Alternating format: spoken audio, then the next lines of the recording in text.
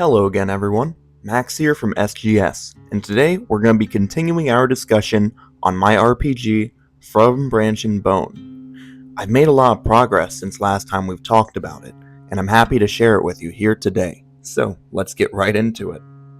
So, this video, I want to discuss some topics and elements of the game from previous videos that I never really got to finish discussing or go into detail about, including things like inventory management, some character creation aspects such as echoes and negative echoes, as well as a couple of specifics on inventory and crafting. This won't be a numbers heavy video, but I will be discussing some concepts that will have the dice rolling system come up, so I do recommend watching all previous videos before jumping into this one.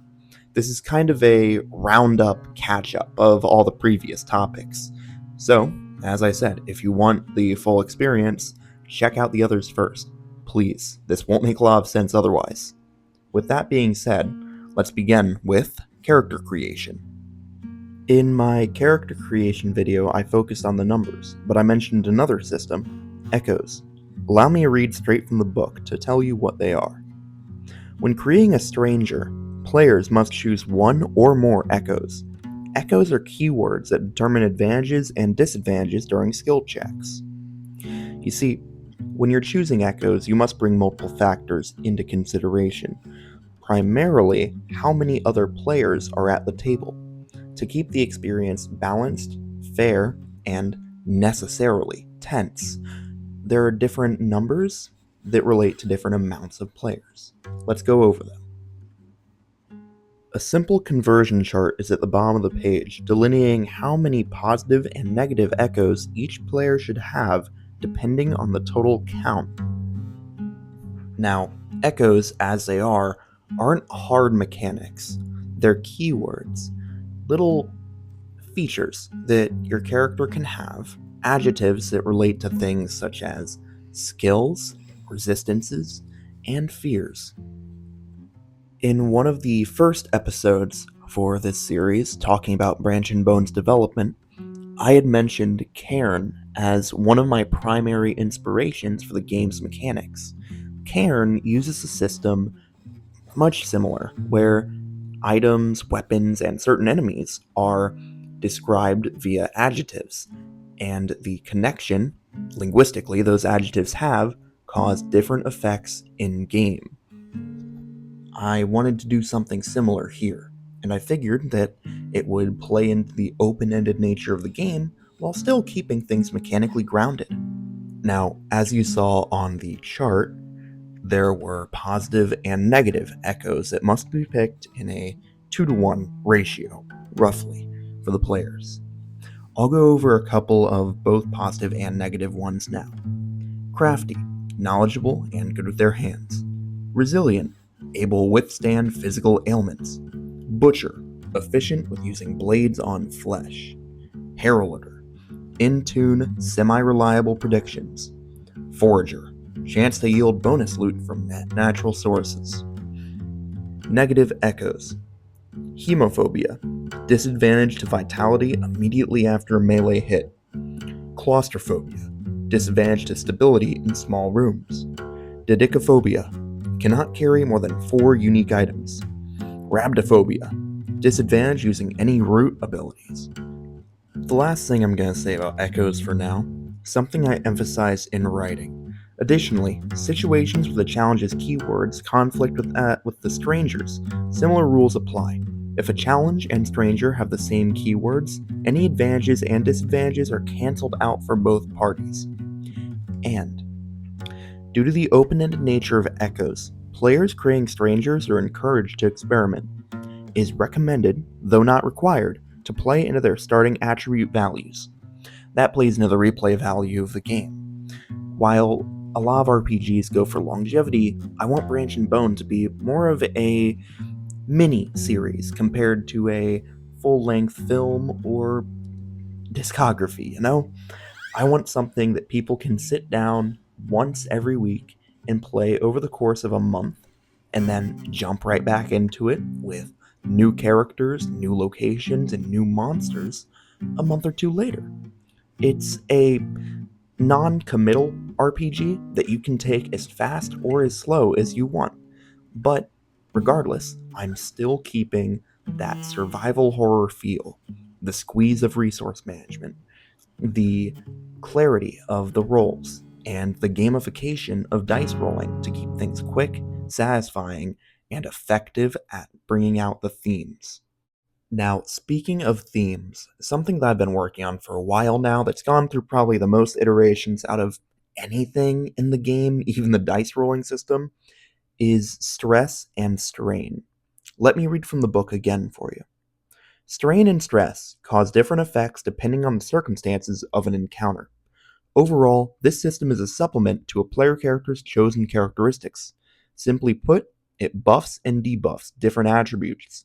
This is optional for more crunchy play.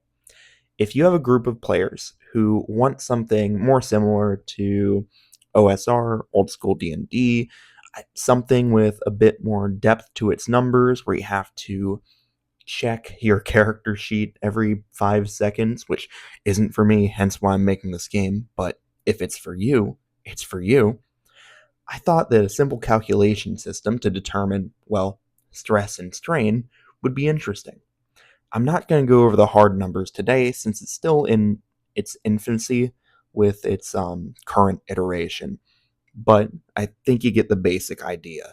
It's a scale. It slides back and forth between the two attributes, strain and stress, that affect your character and their abilities the further along a line you are. If your strain is high, then your mental ability goes up while your physical ability goes down. And with stress, it's the other way around. Speaking of numbers and crunch, I want to go into inventory management and crafting for the latter half of this video. I want there to be a bit of a robust system going on, but I don't want it to be complex as per the whole reason this game exists. So, the basics. Keeping to the running rule of 6, each stranger begins with 6 inventory slots, much like a traditional survival horror video game. Take a Resident Evil, Signalis, Darkwood, whatever. Um, Little grid inventory where some items stack, some items don't, some take up multiple slots. So, rule of 6. Each stranger begins with 6 inventory slots. For the sake of clarity, there are no weight or encumbrance rules. This is important. Slots can be increased with different storage options like backpacks and satchels, but to the detriment of the stranger's worn gear, armor. Backpacks cannot be worn with armor, and the stranger can carry only one satchel. So, let's go over these two options. While backpacks and satchels are the only two storage options, they're more so archetypes. You can describe them however you want and apply these stats to practically anything. Briefcase, camping bag, hiking backpack, that sort of thing. And if you're privy to it, you can apply stats to them as a warden, as a game master. So, the satchel adds 2 slots. As 1 slot each, you can carry 2 at a time, and you can have maximum of 1 with backpack or armor. The backpack, meanwhile, you can have 1 on at a time. It adds 3 slots. You can't carry 1 with armor, obviously.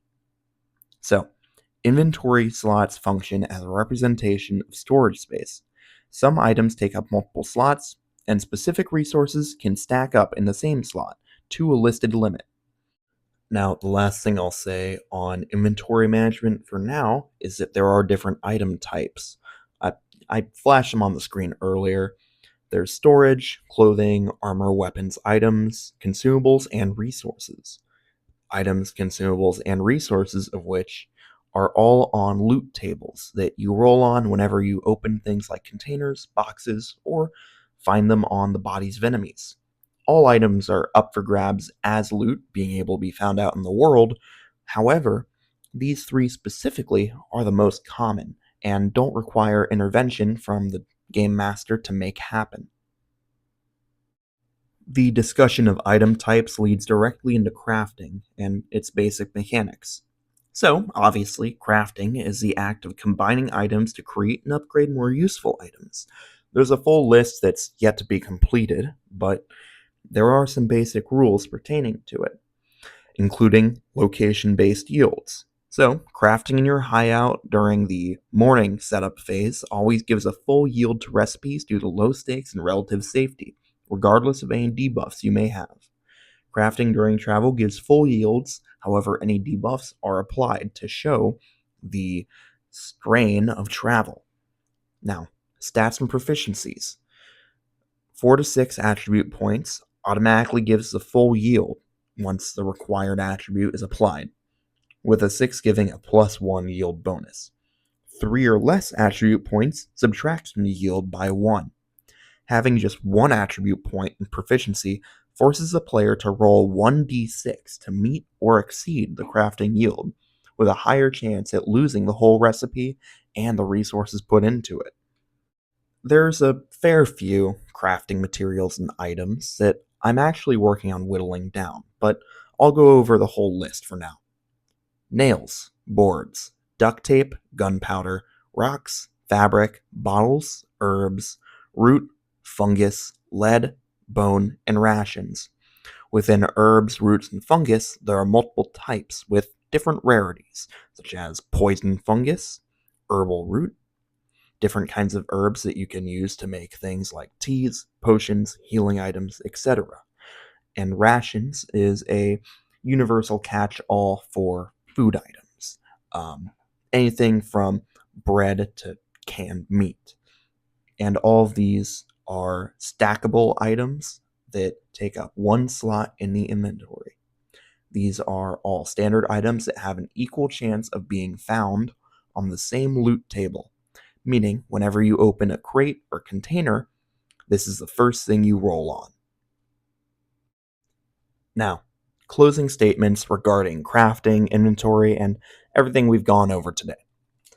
This is the most fleshed out the game's been since I've started working on it so many years ago. I have about 25-30 pages of my own handwriting on it, and it's still on paper to this day. I've been reading out a big old binder this entire time, but I want that to be a bit of inspiration for you. Go and start writing things down, work things out. I went from thinking Branch and Bone was just going to be some side project that I maybe played with friends every once in a while, to something I'm closing in on finishing to a degree that can actually be written, published, and designed. My future plans for the game include releasing an entire PDF for a cheap price, and through the Game Crafter, my print-on-demand game service where I post everything else I make, from Decked to Exfil to Roguewood, I was actually planning on bundling the PDF in with a bunch of different cards and reference material for the game. Alright, with all that being said, thank you for watching this update on Branch and Bone. Now, for one final update. I'm going to be playing the game with some friends soon, and hopefully next video will be about that. So look forward to that, and I'll see you next time.